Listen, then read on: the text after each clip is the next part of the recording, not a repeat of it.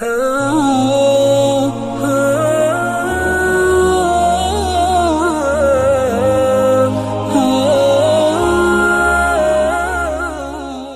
کے نیچے سبسکرائب کے بٹن پہ کلک کریں، بیل کے آئیکن پہ کلک کیجئے تاکہ ہر نئی ویڈیو کی نوٹیفیکیشن آپ کو ملے۔ ہیلو، السلام علیکم۔ وعلیکم السلام، فرمائیے۔ حضرت خیریت سے ہیں؟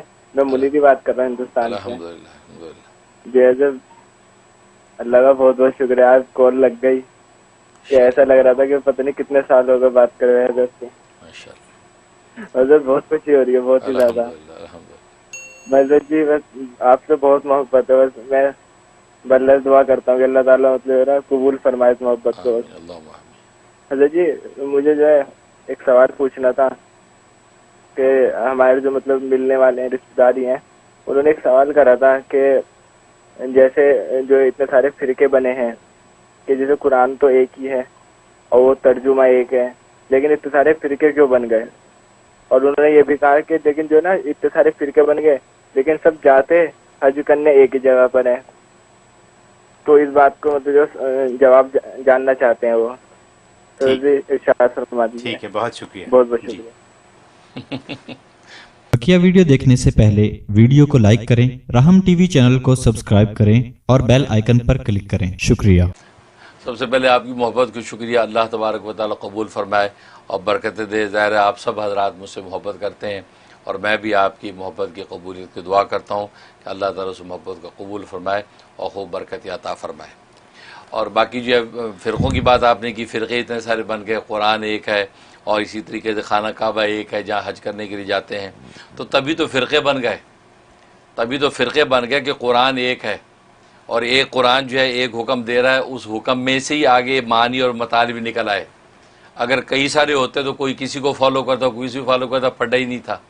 تو جھگڑا بنا ہی اسی لیے کہ ایک قرآن کی آیت کی تشریح، اس کی تفصیلات، پھر صحابہ کرام رضوان اللہ علیہم اجمعین جب اس کو آگے روایت کر رہے ہیں تو مختلف صحابہ جو ہے نبی پاک صلی اللہ علیہ وسلم کے ایک زمانے میں نبی کے پاس تھے، ایک بات آپ ان کی سنی اور وہ چلے گئے اپنے چک دیہات میں اور آگے شاگرد کو بیان کر دی۔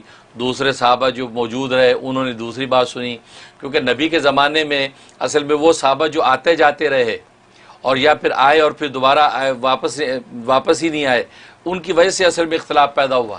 جو صحابہ مستقل آپ کے ساتھ رہے آخر عمر تک، ان کی وجہ سے اختلاف پیدا نہیں ہوا، بلکہ ان کی وجہ سے تو مسئلہ حل ہو گیا کہ انہوں نے بتا دیا کہ ابتدائی دور میں نبی پاک صلی اللہ علیہ وسلم یہ فرمایا کرتے تھے، پھر آخری دور میں آپ نے یہ فرمایا، شروع میں آپ یہ عمل کرتے تھے، پھر آپ نے یہ عمل کیا، تو ناسخ منسوخ، کیونکہ نزول وحی کا زمانہ تھا تو اللہ تبارک و تعالیٰ احوال اور کے مطابق، واقعات کے مطابق وحی کو نازل کرتے رہتے تھے۔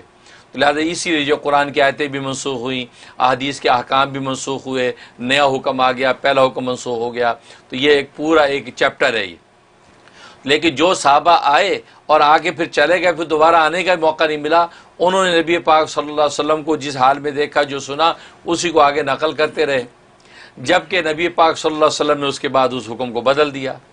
یا یہ کہ ایک محفل میں تھے دوسری میں نہیں تھے، تو اس کی ایک چھوٹی سی مثال دوں کہ ایک شخص آیا، نبی کریم صلی اللہ علیہ وسلم سے پوچھا کیا روزے کی حالت میں بیوی کو بوسہ دے سکتے ہیں؟ تو حضرت صلی اللہ علیہ وسلم نے جو ہے وہ منع فرما دیا، کہا کہ نہیں دے سکتے، اجازت نہیں دی، چلا گیا وہ شخص۔ اب دوسرے وقت میں ایک دوسرا شخص آیا، اس نے بھی یہی سوال کیا کہ روزے کی حالت میں بیوی کو بوسہ دے سکتے ہیں؟ آپ فرمایا کہ دے سکتے ہیں، اجازت ہے تجھے، یہ کہا۔ اب وہ شخص بھی چلا گیا۔ اب جو پہلی محفل کے اندر صحابی موجود تھے، انہوں نے یہ سن لیا تھا کہ نبی نے منع کر دیا کہ بوسہ نہیں دے سکتے، اب وہی انہوں نے آگے اپنے شاگردوں میں نقل کر دیا اور وہ حدیث چلتی گئی۔ دوسرے محفل میں جو صحابی تھے انہوں نے کہا بوسہ دے سکتے ہیں، تو انہوں نے اسی کو آگے نقل کیا۔